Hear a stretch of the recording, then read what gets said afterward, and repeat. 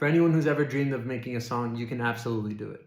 If you try to take a course, they might tell you you can't. They might tell you you sing out of tune and ignore you completely. If you write a song, they might think, oh, the timing is off, it doesn't count.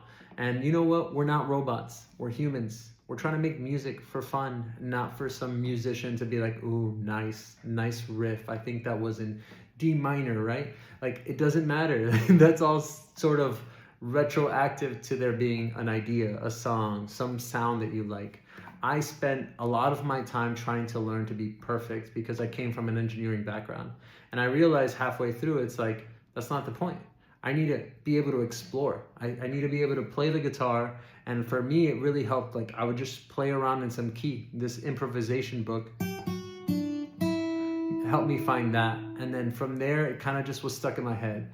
And I can't really sing perfectly yet, but the idea was there. It just kept, and I kept trying it in different spots. Let's say, and it just something that you could play. It might not be perfect. You might not like the way it sounds, but it's stuck in my ear forever.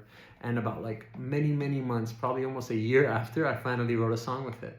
And yeah, it might be a song at my level, and it might not be some chart-topping song, but I enjoyed it. It was actually right before I proposed to my girlfriend, and it kind of ended up being sort of a proposal song, but trying not to be that way. And I didn't know it was coming. I tried to write a song that day, and that's the song that came out.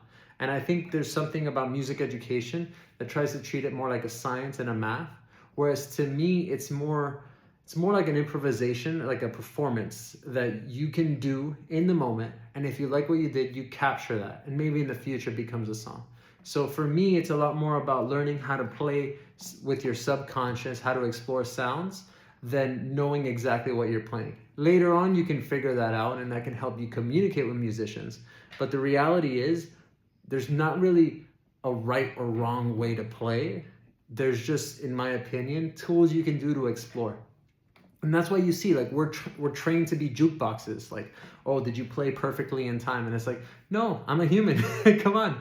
I think there is some benefit to learning timing and getting a feel for it, but that's sort of just you playing and hearing yourself. And over time, you'll sort of learn what you like and what you dislike. I think it's important to hear yourself. I think it's important to learn how to explore.